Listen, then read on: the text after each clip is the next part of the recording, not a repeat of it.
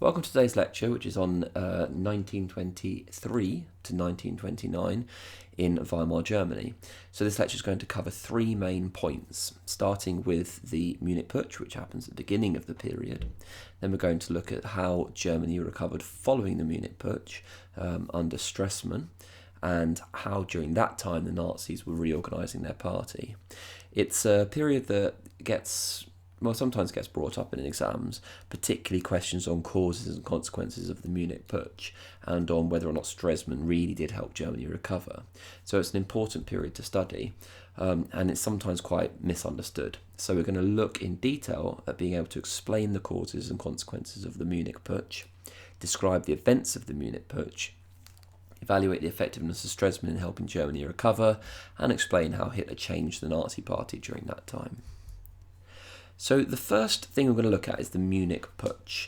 And generally speaking, if you're doing this in GCSE exams, you'll be asked about the causes or the consequences of the putsch. We'll briefly go over what actually happened on the day, because that's relevant particularly about how and why it failed. But it's much more likely you're going to get asked to explain why it started and what the consequences were.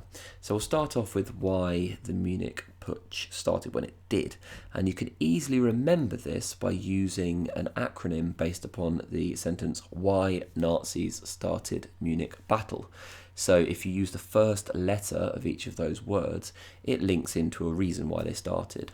So if we start with Y, we start with W, you can link that into the first reason, which is Weimar weaknesses. The Weimar government, as we know from the previous lecture, were very weak in 1923. They were weak for a number of reasons, but they were particularly weak at that point because it was the same year as hyperinflation. People were very upset about losing life savings and pensions and so on. And Stresemann had come in. Now, as we're going to talk about later, the ending of passive resistance in the Ruhr was a good thing. It ended up allowing Germany to negotiate with France and get themselves back on track, come up with the Dawes Plan and so on and so forth. But in the short term, people thought it was a really bad idea. They thought that Germany was pandering to the French, that they were basically allowing the French to get what they wanted, and they didn't think that was right. So Hitler thought, right, I sense discontent in the country. This is a really good time for me to attack, to strike. Germany was also unstable, or unstable rather, at the time. So there was instability there. There had fairly recently been two other putsches or uprisings in the Spartacist uprising and the Cat Putsch. And all of this actually goes back to the beginning, where we had the Treaty of Versailles and all the problems that caused, and also the constitutional weaknesses. So Hitler thought, right, if I'm going to strike, now is as good a time as any. So the W, Weimar weaknesses, first reason why he decided to carry out a putsch or an uprising when he did. Second is the Nazi Party. So that's the N for why Nazis. The Nazi Party was in a position where carrying out a putsch seemed like a good idea. First of all, Hitler was an established leader. Okay, there had been a bit of debate about this in the past, but Hitler had become clear to be an established leader, and he was at that point quite violent, quite intensely. He really wanted to carry out a violent uprising rather than try and wait and see what happens.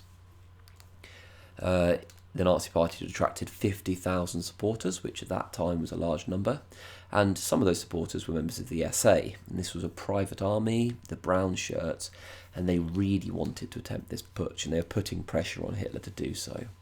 Hitler thought that if he didn't carry out the putsch now, the SA would lose interest and join one of the many other right-wing groups who were trying to kind of increase their power at that time.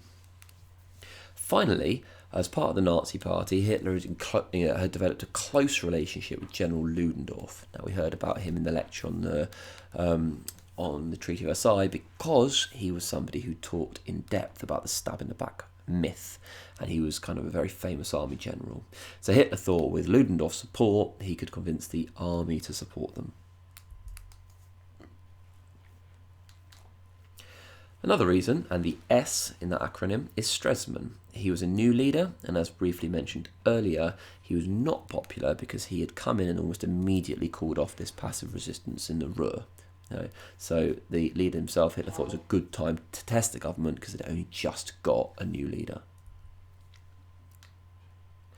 The M for this, why the Nazis started the Munich battle, the M for Munich, is also M for Mussolini.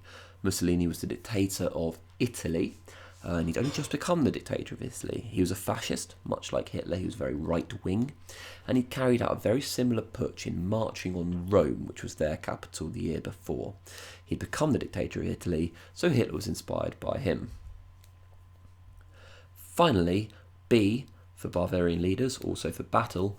The leaders of the Bavarian government, Bavaria being the place where Munich is and the place where the putsch happened, they were kind of slightly sympathetic towards Hitler. They were very right-wing, and he thought that they would help him in carrying out this putsch.